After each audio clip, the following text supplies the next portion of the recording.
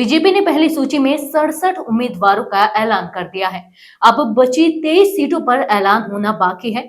इन सीटों पर बीजेपी में असमंजस है। सिंगल नाम की सहमति नहीं बन पा रही है।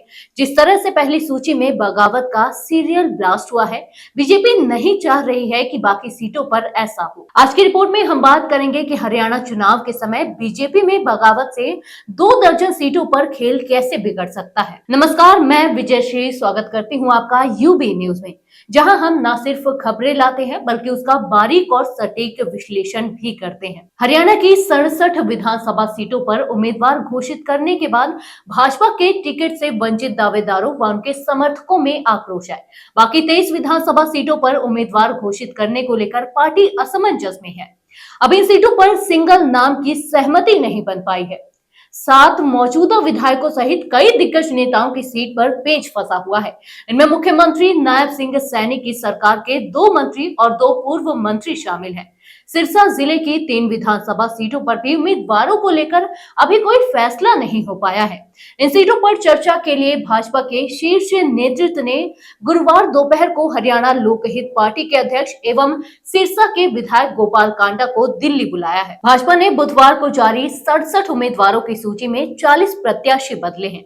मुख्यमंत्री नायब सिंह सैनी की सरकार के 8 मंत्रियों को टिकट दिए गए हैं, जबकि 3 मंत्रियों रणजीत चौटाला, विशंभर वाल्मीकि और संजय सिंह के टिकट काट दिए गए हैं। साथ ही 5 मौजूदा विधायकों के टिकटों पर भी कैंची चली है। पीडब्ल्यूडी मंत्री डॉक्टर बनवारी लाल व शिक्षा राज्य मंत्री सीमा त्रिखा की टिकट पर अभी असमंजस बना हुआ है। महेंद्रगढ़ में पूर्व शिक्षा मंत्री प्रोफेसर रामविलास शर्मा की सीट पर फिलहाल कोई फैसला नहीं हो पाया है, जबकि पूर्व उप प्रधानमंत्री देवीलाल के पोते आदित्य देवीलाल की डब वाली सीट पर पार्टी अभी दुविधा में है।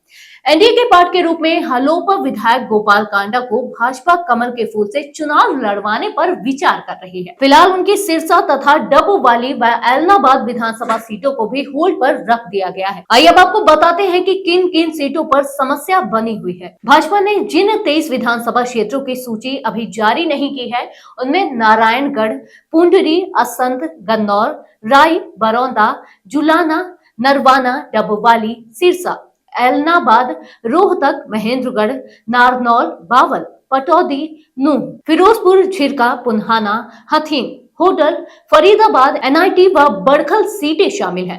भाजपा को भी जिन सीटों पर अपने उम्मीदवार घोषित नहीं किए गए, उनमें 7 मौजूदा विधायकों की सीटें भी शामिल हैं। इन सभी विधायकों को दोबारा टिकट मिलने की उम्मीद है।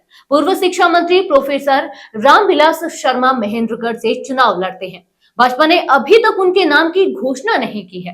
हरियाणा के पूर्व सहकारिता मंत्री मनीष ग्रोवर की रोहतक सीट पर भी असमंजस बना हुआ है। यहाँ मेयर मनमोहन गोयल टिकट के दावेदारों में शामिल है। तो यह थी हमारी आज की खास रिपोर्ट। आपको ये कैसी लगी, अपने विचार हमसे साझा करें। वीडियो को लाइक शेयर करें, साथ ही चैनल को सब्सक्राइब जरूर करें। यूबी न्यूज लाता रहेगा देश विदेश से जुड़ी ऐसी ही खबरें। तब तक के लिए धन्यवाद।